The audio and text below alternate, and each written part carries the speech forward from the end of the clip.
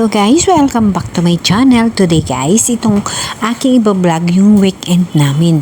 So pumunta kami ng Batangas. After 3 weeks, nagpasyal kami dito. So sinulit ng mga kasama. Ganon din ako yung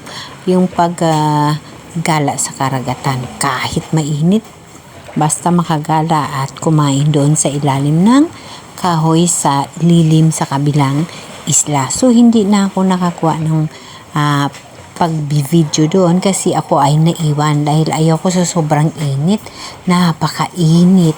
So maligo lang doon. So dito na ako naligo sa harap ng bahay. So guys, ito yung ating weekend for this week na gumala kami dito sa Batangas, naligo, sinulit ang init.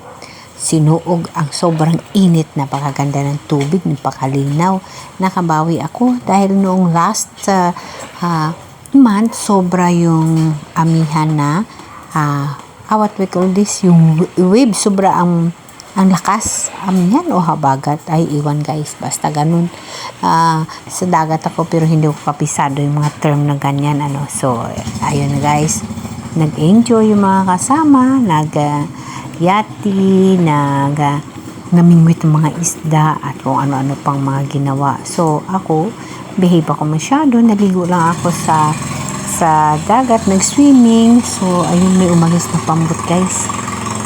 Mag-isda sila, mag-ikot sila kasi may isda.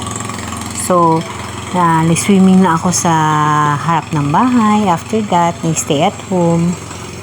So, masaya, successful na naman yung aking swimming weekend at maganda ang aking pag-swimming dahil napakaganda ang water.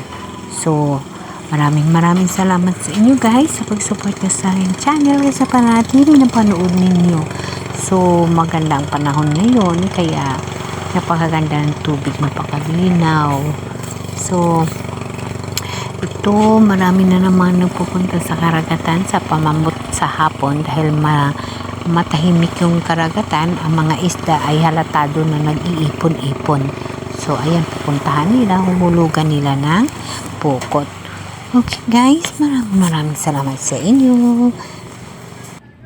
At ito pala guys, nakalimutan ko, yung hapon na event namin, so makulimlim na dahil may ulan. So habang sa umaga, ang ganda ng paligo ko, sa hapon naman, nagbagsak yung ulan. Kaya makulimlim, di bali na, basta magyayati at mag-enjoy sila sa karagatan.